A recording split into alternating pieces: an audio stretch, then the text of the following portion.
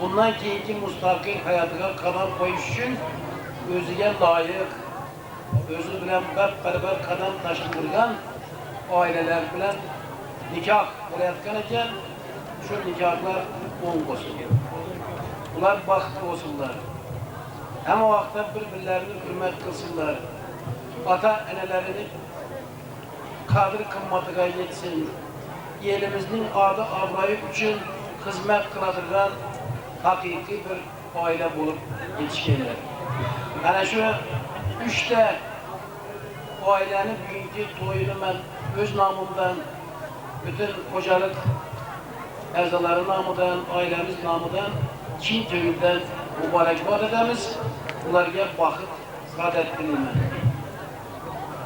Hem de toylarda, tamaşalarda hem o vaktinde kocalık, bu kanday kocalık, yerge yurtlar kanday hisse koşadı.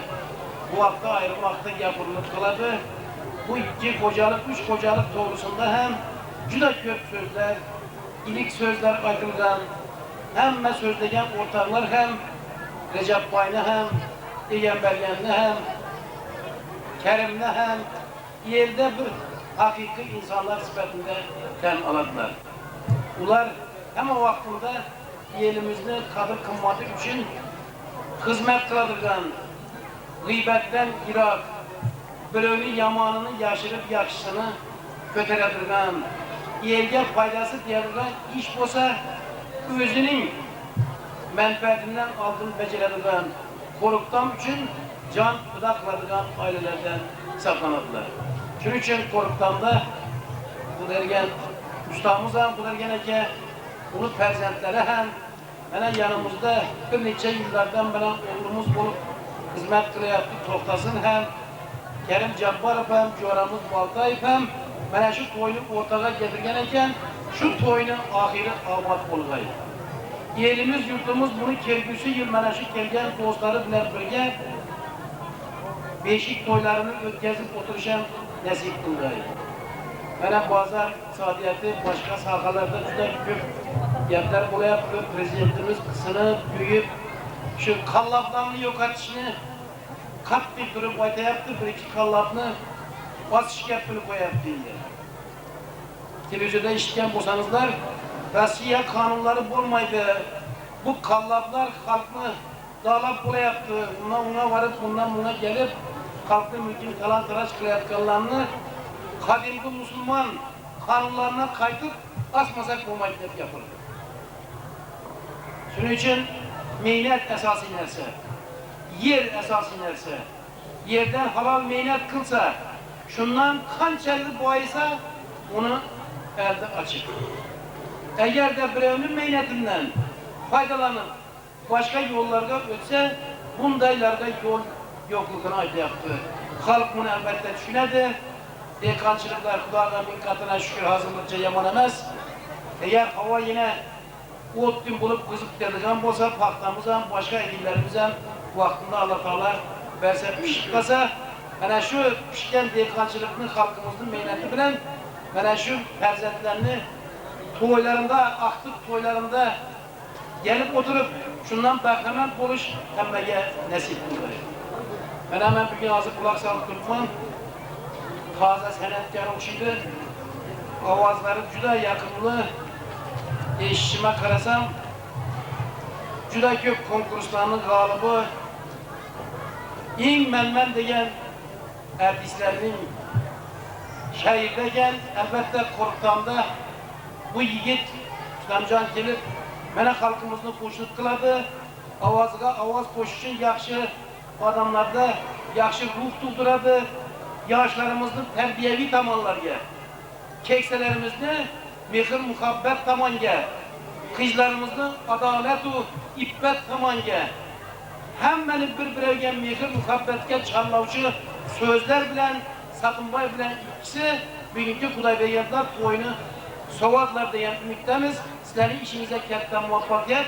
Şu ailenin bugünkü dasturxanıda hemen merhamet, toyga kelgenler kuş kelipsiz deyimiz, hemen ruhsatınız bilen toyunu açıklayıp e'lon qilamiz. Salomat o'g'aysizlar. Katta rahmat, bor ekan. Hurmatli azizlar, mehmonlar, Ana Resort Qamli hammangizni yana bir bora dasturxonga taklif qilamiz. Juda ko'plagan viloyatda o'tkazilgan, respublikamizda o'tkazilgan ko'rik tanlovlarining g'olibi, ayniqsa Sherobod buvamizning 100 yillik yubileyi bo'yicha respublikada o'tkazilgan ko'rik tanlovining g'olibi bo'lib, hamda viloyatimizda Yoshlar ittifoqining laureati bo'lib tanilgan san'atkorimiz Rustamboy Qo'shonov boshlig'ida bir guruh san'atkorlar buyin sizning kelin bilan kuyovlarning xizmatida bo'ladi. Dilrabo kuy va qo'shiqlarni sizlarga muntazir etadilar. Marhamat, navbat san'atkorlarga.